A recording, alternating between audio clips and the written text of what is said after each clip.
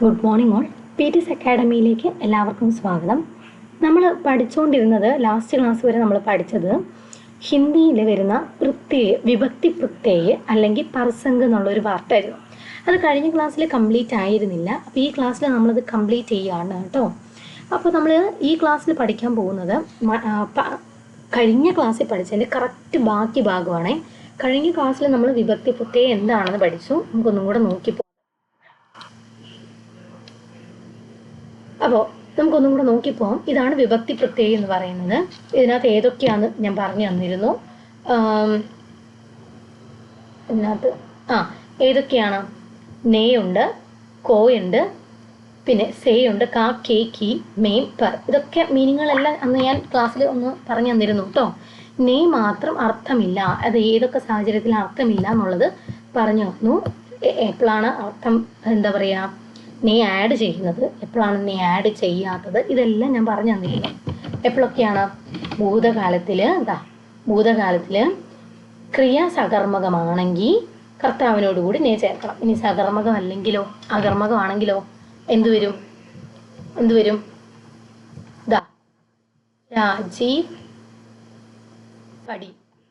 രാജീവ് പഠിച്ചു. ഇതെന്താ? Past tense ആണ്, പക്ഷെ എന്താ? അകർമ്മകമാണ്. അതുകൊണ്ട് എന്താ? നെയ്യില്ല. ഓക്കെ ആണല്ലോ അല്ലേ? ഇത് മനസ്സിലായല്ലോ അല്ലേ? കഴിഞ്ഞ ക്ലാസ് എടുത്തതാണ്.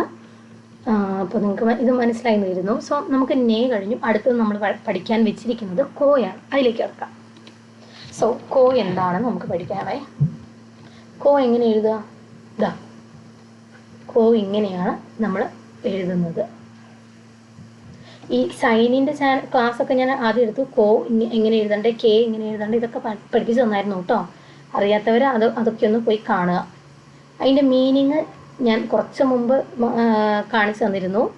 ക, ന, നേ, യേ, എന്നെ, നിന്നെ, അങ്ങനത്തെ വരുന്ന മീനിങ്. എനിക്ക്, നിനക്ക് എന്നൊക്കെ വരുന്നത് ഒക്കെയാണല്ലോ.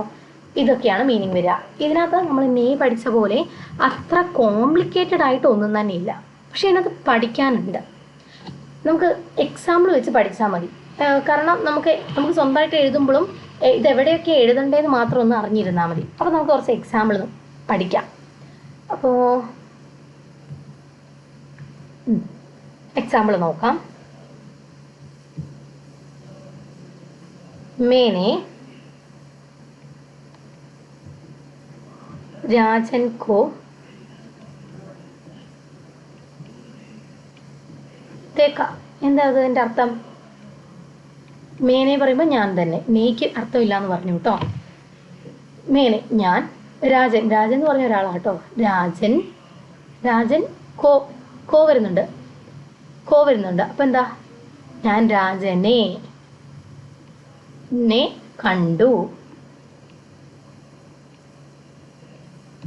ഞാൻ രാജനെ കണ്ടു. അപ്പം നേ എവിടെയാണ് വന്നതെന്ന് മനസ്സിലായോ?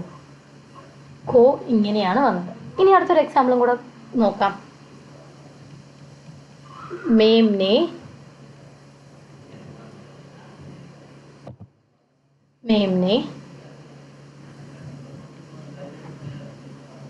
രമ കോ ദേഖ. എന്താ ഇതിൻ്റെ അർത്ഥം? ഞാൻ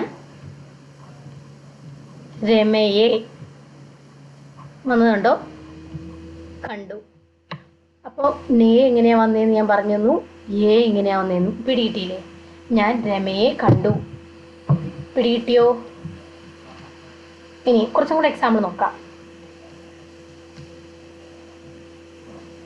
മോഹൻ നേ പാസ്റ്റ് ടെൻസ് ആണേ. അപ്പോൾ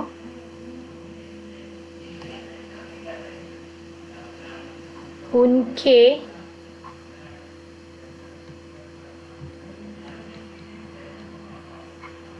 ബുലായ. എന്താ അത്? മോഹൻ ने ഉൻകെ ബുലായ. എന്താ അതിൻ്റെ അർത്ഥം? മോഹൻ അദ്ദേഹം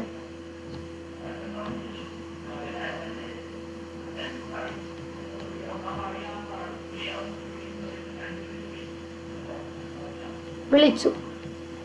ബുലായ എന്ന് പറഞ്ഞ വിളിച്ചു. മോഹൻ ഉൻകോ ബുലായ, അദ്ദേഹത്തെന്നാകാട്ടോ, അല്ലെങ്കിൽ അവനേന്നും ആകാം, അവനേന്നും ആകാം. അദ്ദേഹത്തിനെന്നുള്ളതിനേക്കാൾ കുറച്ചും കൂടെ കറക്റ്റ് എനിക്കൊന്ന് അവനേന്നാ. അവനെ, അദ്ദേഹം എന്ന് പറയുമ്പോൾ ആപ്പ് വരണമായിരുന്നു. അപ്പോൾ ഉന്നല്ലേ വന്നേ, അവനെ. ഉന്നൊക്കെ എങ്ങനെയാ വന്നേന്ന് ഞാൻ പറഞ്ഞുതരാം കേട്ടോ, ഉടനെ പറഞ്ഞുതരാവേ. ഇതിപ്പോൾ കോ എങ്ങനെയാ വരുന്നതെന്നൊന്ന് പറഞ്ഞു തരുന്നേ ഉള്ളൂ. ഇനി അടുത്തത് രമ്യ, കോ ഫൽ പസന്ത് ഹേ. എന്താ ഇതിൻ്റെ അർത്ഥം? രമ്യ എന്ന് പറഞ്ഞ രമ്യ, കോ വരുമ്പോൾ എന്താ? ക്ക്, രമ്യക്ക്. എന്ത്? പഴങ്ങൾ. പഴങ്ങൾ എന്താ? ഇഷ്ടമാണ്. പസന്ത് എന്ന് പറഞ്ഞാൽ ഇഷ്ടമാണ്. ഓക്കെ ആണോ? രമ്യക്ക് പഴങ്ങൾ ഇഷ്ടമാണ്. അപ്പൊ കോ എന്ന് പറയുമ്പോൾ ക്ക് എന്നത് എങ്ങനെ വന്നു എന്ന് പിടികിട്ടിയല്ലോ. ഇനി അടുത്തത് ഉസ്കോ ഏക് കലാം ദോ എന്ന് പറഞ്ഞ എന്താ? അവന് ഒരു പേന കൊടുക്കൂ.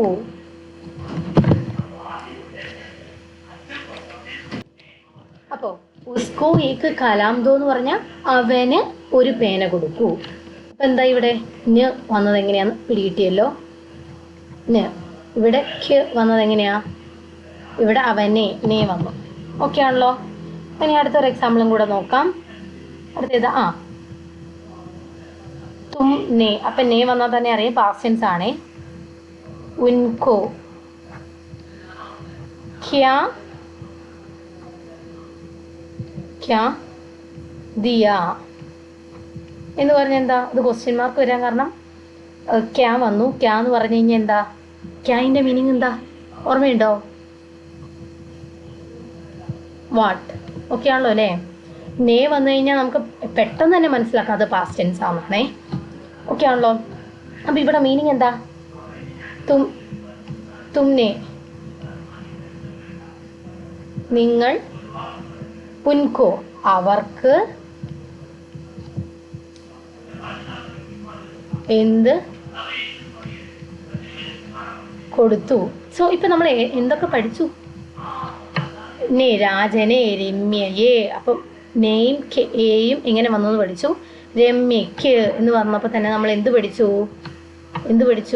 ദാ ക്ക് എങ്ങനെ വന്നു പഠിച്ചു. ഇനി അവന് ഒരു പേന കൊടുക്കൂ എന്നതിലൂടെ അവന് ന എങ്ങനെ വന്നു എന്ന് നമ്മൾ പഠിച്ചു. അടുത്തത് അവർക്ക് എന്നതിലൂടെ ക്ക് എങ്ങനെ വരും എന്നും നമ്മൾ പഠിച്ചു. ഓക്കെ ആണല്ലോ. ഇതിപ്പോൾ ഓക്കെ ആണല്ലോ. ഓക്കെ അല്ലേ?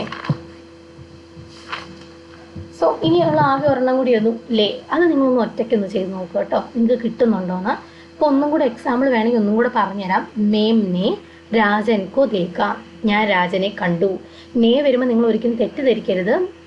ആകെ നേ വരുന്ന ആദ്യത്തെ ഒരു കേസ് മാത്രമേ ഉള്ളൂ. നേ മാത്രമല്ല, അതിനകത്ത് തന്നെ പിന്നെ കോയും വേണമെങ്കിൽ വരാം. നമുക്ക് സിറ്റുവേഷൻ അനുസരിച്ച് വരാം. നെയ്ക്ക് അർത്ഥമൊന്നും ഇല്ലാത്തതുകൊണ്ടാട്ടോ രണ്ടാമതൊരു പർസംഗം കൂടെ അതിനകത്ത് വരുന്നത്. കാരണം നെയ്യും കോയും എന്താണ്? പർസംഗമാണ്. നെയ്ക്ക് മീനിങ് ഇല്ലാത്തതുകൊണ്ട് അതിൻ്റെ കൂടെ വേറെ ഏതെങ്കിലും പർസംഗ് വരണമെങ്കിൽ, ആ സെൻറ്റൻസ് വരണമെങ്കിൽ വരാം. അപ്പോൾ ഞാൻ രാജനെ കണ്ടു. മേം നെ രാജൻ കോ ദേഖ. മേം നെ രമ കോ ദേഖ. ഞാൻ രമയെ കണ്ടു. മോഹൻ നെ ഉസ്കോ ബുലായ. മോഹൻ അവനെ വിളിച്ചു. രമ്യ കോ ഫൽ പസന്ത് ഹേ. രമ്യയ്ക്ക് പഴങ്ങൾ ഇഷ്ടമാണ്. ഉസ്കോ ഏക് കലാം ദോ. കലം ദോ എന്ന് പറഞ്ഞാൽ എന്താ? കലാം അല്ലേ? കലമാണ്. കലം ദോ എന്ന് പറഞ്ഞാൽ എന്താ? അവനൊരു പേന കൊടുക്കും. കലം എന്ന് പറഞ്ഞ പേന എന്നാട്ടോ. ഫൽ എന്ന് പറഞ്ഞാൽ എന്താ? ഫൂൽ എന്ന് പറഞ്ഞ ഫ്ലവറും ഫൽ എന്ന് പറഞ്ഞ പഴങ്ങളും ആട്ടോ. പസന്ത് എന്ന് പറഞ്ഞ ഇഷ്ടം എന്നാണേ. ഇനി തുമ്നെ ഉസ്കോ ക്യാ ദിയ.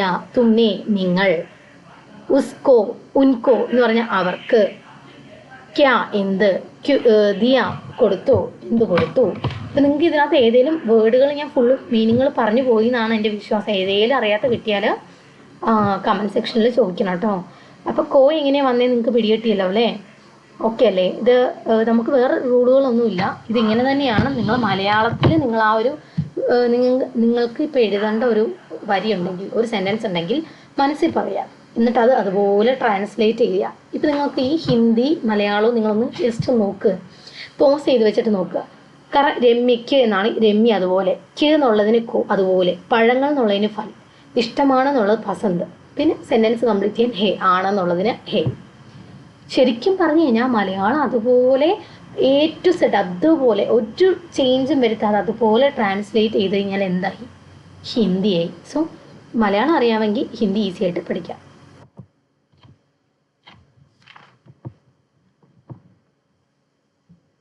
അടുത്തത്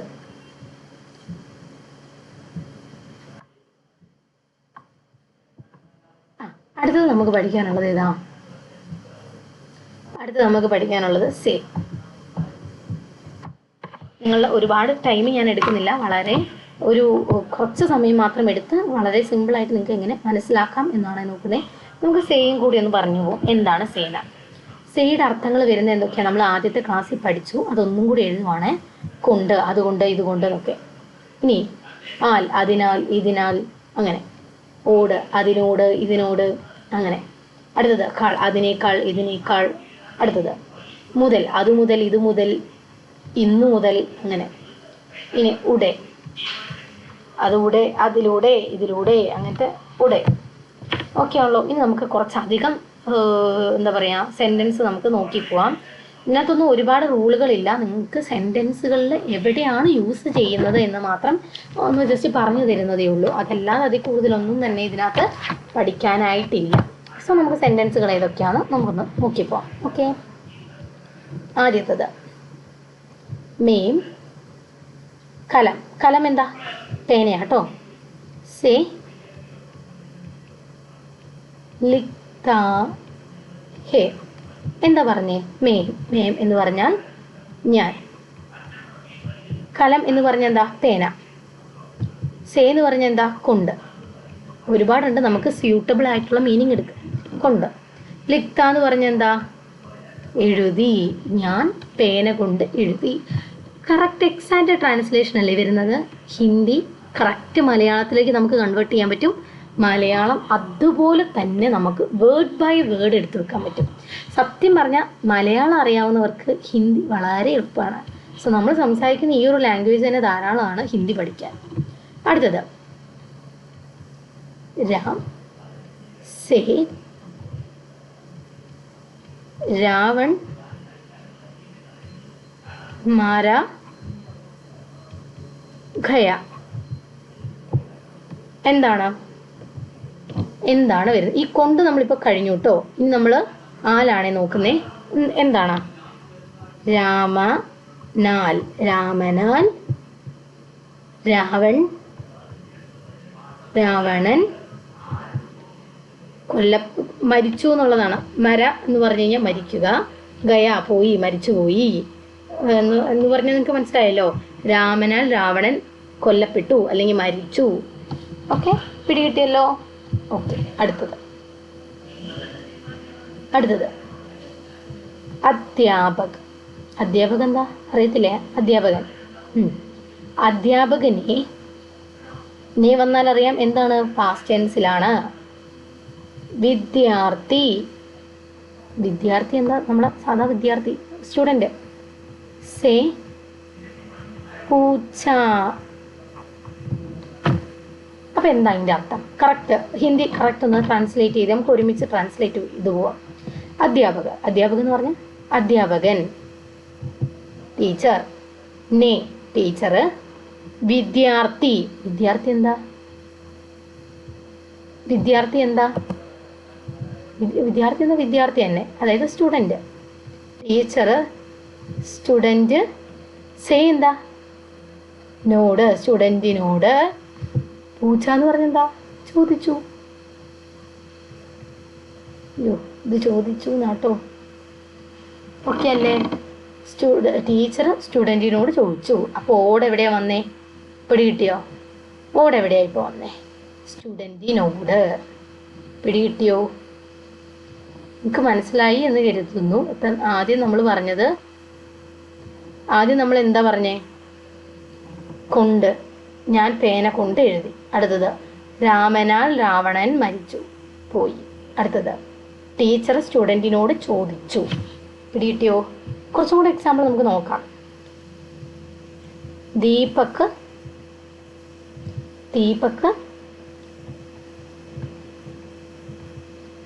സ്കൂൾ സേ ആയ. എന്താ അതിൻ്റെ അർത്ഥം?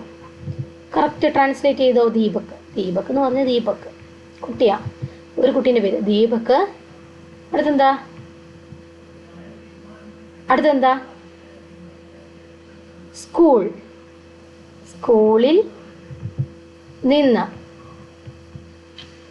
സ്കൂളിൽ നിന്ന് ആയ വന്നു. അപ്പം ദീപക് എന്താ ചെയ്തേ? സ്കൂളിൽ നിന്ന് വന്നു. പിടികിട്ടിയോ? അടുത്തത് ഇതാ പ്രദീപ്. ഒരു വ്യക്തിൻ്റെ പേരാണ് പ്രദീപ്. ദീപക് രണ്ടാൾക്കാരായി. ഇനി അവരെ ചേർക്കാനായിട്ട് സേ ബഡ. അപ്പൊ ഒന്ന് മീനിങ് പറഞ്ഞേ. പ്രദീപ് എന്ന് പറഞ്ഞാൽ പ്രദീപ്. അടുത്തത് ഇതുപോലെ തന്നെ ദീപക്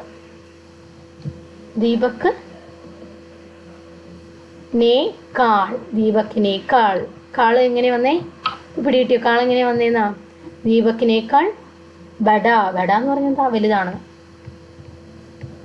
ആണ് എന്നുള്ള അർത്ഥം വരുന്നതാണ് എന്ത്? ബഡ. ഹേ എന്നുണ്ട്. ഹേ വന്നാലാണ് ആണെന്ന് വരിക. ഓക്കെ ആണല്ലോ?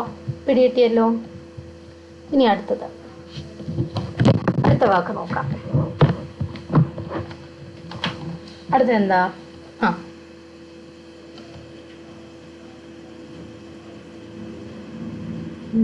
ഓക്കെ,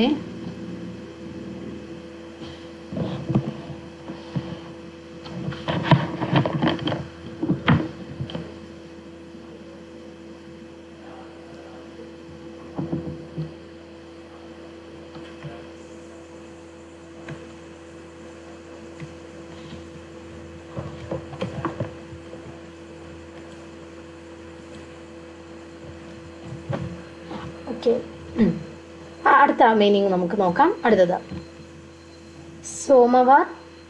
സോമവാർ എന്താ? സൺഡേ. നമുക്ക് വൊക്കാബുലറി സെക്ഷൻ ഇതൊന്നും ഏകദേശം ഒന്നായി കഴിഞ്ഞതിന് ശേഷം 1-2 ക്ലാസ് തരാം കേട്ടോ. സോമവാർ സേ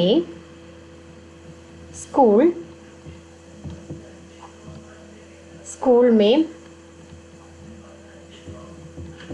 പരീക്ഷ ഹോഗി. എന്താണ് അതിൻ്റെ അർത്ഥം? കൺവേർട്ട് ചെയ്ത് നോക്കാം. സോമവാർ സേ എന്ന് പറഞ്ഞാൽ എന്താ? സോമവാർ എന്ന് ഞാൻ നേരത്തെ പറഞ്ഞു സൺഡേ ആണ്. സേ എന്ന് പറയുമ്പോൾ മുതൽ. പിന്നെന്താ?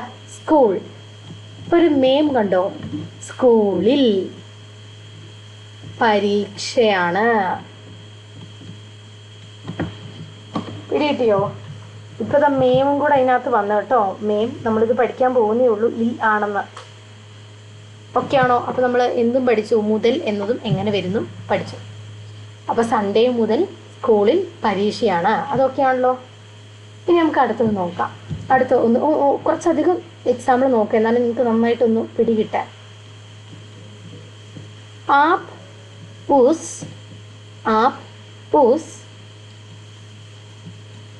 छोटी सड़क से जाए എന്ന് പറഞ്ഞ എന്താ? ആപ്പ് എന്ന് പറഞ്ഞ എന്താ? താങ്കൾ.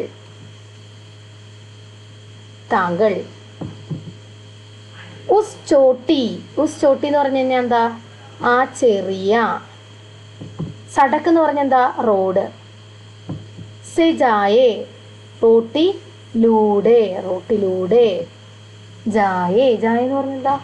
പൊക്കോളെ, പോയാലും. പിടികിട്ടിയോ? താങ്കൾ ആ ചെറിയ റോഡിലൂടെ.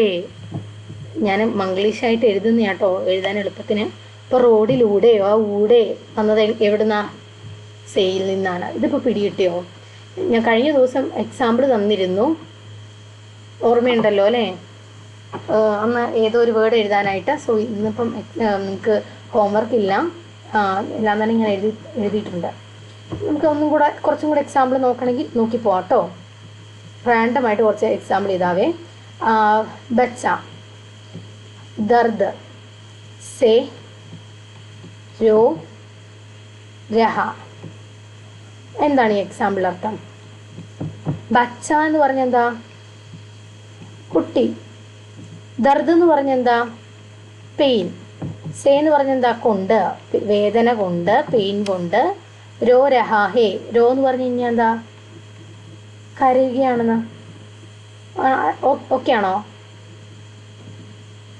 സോറി, ഒരു തളിവില്ല കേട്ടോ. കരയുകയാണ്. ഓക്കെ ആണോ? ഓക്കെ ആണോ? അടുത്തത് 1-2 കൂടെ നമുക്ക് നോക്കാം. ഇനി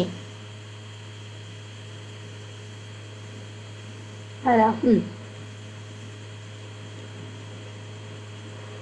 സൂർദാസ്. സൂർദാസ് ആരാ? സൂർദാസിന്റെ കവിതകളൊക്കെ നിങ്ങൾ കേട്ടിട്ടുണ്ടാവും. സൂർദാസ്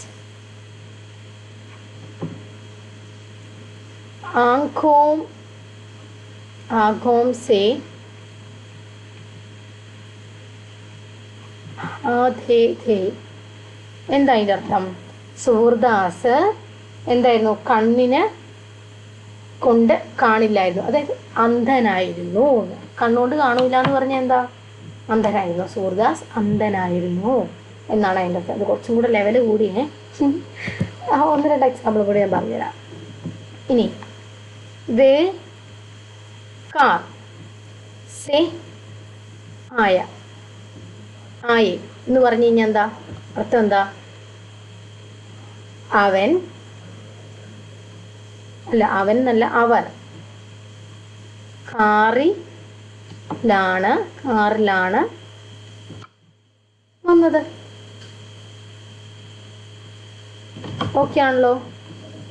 കാറ് കൊണ്ടാ വന്നേന്ന്, കാറിലാണ് വന്നേ, അല്ലെങ്കിൽ കാറ് കൊണ്ടാണ് വന്നേന്ന്. കാർ വന്നത് എന്നല്ല, വന്നു എന്നാട്ടോ. കാറ് കൊണ്ട് വന്നു. ഓക്കെ ആണല്ലോ? ഓക്കെ ആണല്ലോ? അടുത്തത് ഛാത്ര, ധ്യാൻ സേ സുൻ രഹേ ധേ എന്നെന്താ? എന്ന് പറഞ്ഞെന്താ? ഛാത്ര എന്ന് പറഞ്ഞ വിദ്യാർത്ഥികൾ. നമുക്ക് ജസ്റ്റ് കുട്ടികൾ നേതാട്ടോ. വിദ്യാർത്ഥികൾ എന്നാണ് ഛാത്രത്തിൻ്റെ കറക്റ്റ് അർത്ഥം. കുട്ടി. ധ്യാൻ എന്ന് പറഞ്ഞാൽ എന്താ? ശ്രദ്ധ. സേ എന്ന് പറയുമ്പോൾ ഓട്, ശ്രദ്ധയോടെ. സുൻ എന്ന് പറഞ്ഞാൽ എന്താ? കേട്ടിരുന്നു.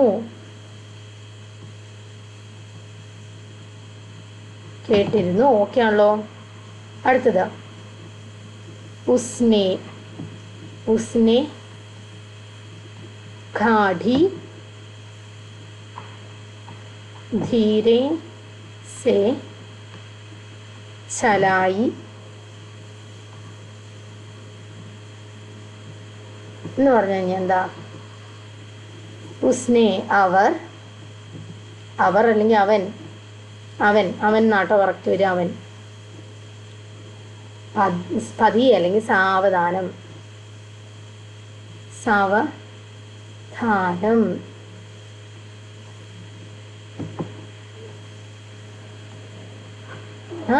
നീങ്ങിയത്.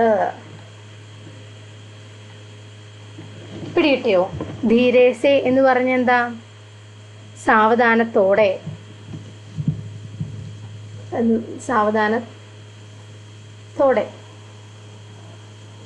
പിടികിട്ടിയോ? ഓക്കെ ആണോ? സേ ഓക്കെ ആണോ എന്ന് നിങ്ങളൊന്ന് പറയണേ. സേ ഓക്കെ ആണെങ്കിൽ നമുക്ക് കണ്ണും പൂട്ടി നമുക്ക് മുന്നോട്ട് പോവാം. അപ്പോൾ ഇന്ന് നമ്മൾ 2 എണ്ണം നോക്കിയത്. കോയും നോക്കി, സേയും നോക്കി. നമ്മൾ കുറേ എക്സാമ്പിൾ പറഞ്ഞു പോരുന്നതുകൊണ്ടാണ് ഇത്രയും ടൈം ലാഗ് വന്നത് കേട്ടോ. അപ്പം കോ നിങ്ങൾക്ക് പിടികിട്ടിയെന്ന് കരുതുന്നു. കോയിൻ്റെ കുറച്ച് എക്സാമ്പിൾ നമ്മൾ പറഞ്ഞു പോയി. കോയ്ക്കാണ് അല്ലേ നിങ്ങൾ എക്സാമ്പിളായിട്ട് എഴുതാൻ പറഞ്ഞത്. ഹോംവർക്കായിട്ട് എഴുതാൻ പറ്റുന്നുണ്ടോ നിങ്ങൾ നോക്കണേ. ലേ വെച്ച് വരുന്ന ഒരു മലയാളം വേർഡ് ഒരു സെൻറ്റൻസ് കണ്ടുപിടിക്കുക, എന്നിട്ടത് ഹിന്ദിയിലേക്ക് ട്രാൻസ്ലേറ്റ് ചെയ്യുക. അത്രയേ ഉള്ളൂ, വളരെ സിമ്പിളാണ്. ഇനി ഇതിനകത്ത് സെൻറ്റൻസിൽ നിന്ന് നിങ്ങൾ കോയും സേയും ഒക്കെ കണ്ടുപിടിക്കുന്നുണ്ട്. സെൻറ്റൻസ് മേക്കിങ്ങിൽ ഈ ടെൻസുകളിലൊക്കെ ഒരു ഡൗട്ട് വരാം, പക്ഷെ അത് പേടിക്കണം, നമുക്ക് ഉടനെ അത് ക്ലിയർ ചെയ്യാം കേട്ടോ. അപ്പോൾ നമ്മൾ ഒരുപാട് ടൈം എടുക്കുന്നില്ല, നമ്മൾ ഇന്നത്തെ ക്ലാസ് വൈൻഡപ്പ് ചെയ്യണം. നിങ്ങൾക്ക് ഇന്നത്തെ ക്ലാസ് ഈ കോയിൻ്റെയും സേയിൻ്റെയും മനസ്സിലായി എന്ന് കരുതുന്നു. എന്തെങ്കിലും ഡൗട്ട് ഉണ്ടെങ്കിൽ അപ്പം തന്നെ നിങ്ങൾ കമൻറ്റ് സെക്ഷനിൽ ചോദിക്കുക, നമ്മളത് എന്ത് ചെയ്യും, ക്ലിയർ ചെയ്യുന്നതായിരിക്കും. സോ നിങ്ങളുടെ ഫ്രണ്ട്സിന് ഇത് ഷെയർ ചെയ്യാം, കമ്പൈൻ ചെയ്ത് നിങ്ങൾ പഠിക്കാനായിട്ട് ശ്രമിക്കുക. എന്തെങ്കിലും ഡൗട്ട് ഉണ്ടെങ്കിൽ ചോദിക്കുക. നിങ്ങൾക്ക് ക്ലാസ്സുകൾ ഇഷ്ടപ്പെട്ടെങ്കിൽ ലൈക്ക് ചെയ്യുക, സബ്സ്ക്രൈബ് ചെയ്യുക. അതാകുമ്പോൾ ഓരോ ക്ലാസ് വരുമ്പോൾ നിങ്ങൾക്ക് നിങ്ങൾക്ക് നോട്ടിഫൈഡ് ആവുന്നതായിരിക്കും. സോ എല്ലാവരും ക്ലാസ് മിസ് ചെയ്യാതെ പഴയ ക്ലാസ്സുകളടക്കം നല്ലൊരു ഹിന്ദിയിൽ നല്ലൊരു ഫൗണ്ടേഷൻ ഇട്ട് പോവുക. കാരണം നിങ്ങൾക്കറിയാം +1 +2 വരെ നിങ്ങൾക്ക് വളരെ ഹെൽപ്ഫുൾ ആയിരിക്കും. എന്തിന് ഡിഗ്രി ലെവലിൽ നിങ്ങൾക്ക് ഹെൽപ്ഫുൾ ആയിരിക്കും. കാരണം ഹിന്ദിയിൽ നിങ്ങൾക്കുണ്ട്, ഹിന്ദി സബ്ജക്റ്റാണ്, ഓർ സബ്ജക്റ്റാണ്, നിങ്ങൾക്ക് ഏത് വേണേലും എടുക്കാം. സോ നല്ലൊരു നിങ്ങൾ ബേസിക്കിൽ ഒരു നല്ലൊരു എന്താ പറയുക ബേസിക് ലെവൽ ഓക്കെ ആക്കി ഒരു അഡ്വാൻസ് ലെവലിലോട്ട് കടന്നു കഴിഞ്ഞാൽ ഡിഗ്രിക്കൊക്കെ പഠിക്കുകയാണെങ്കിൽ ഡിഗ്രി ലെവലിലുള്ള ഹിന്ദിയൊക്കെ നിങ്ങൾക്ക് ഈസി ആയിട്ട് നിങ്ങൾക്ക് നന്നായിട്ട് സ്കോർ ചെയ്യാൻ പറ്റും. സോ എല്ലാവർക്കും ഓൾ ദ വെരി ബെസ്റ്റ്. നന്നായി പഠിക്കുക. എന്തെങ്കിലും ഡൗട്ട് ഉണ്ടെങ്കിൽ ചോദിക്കുക. So thank you for watching. Thank you. C you next class.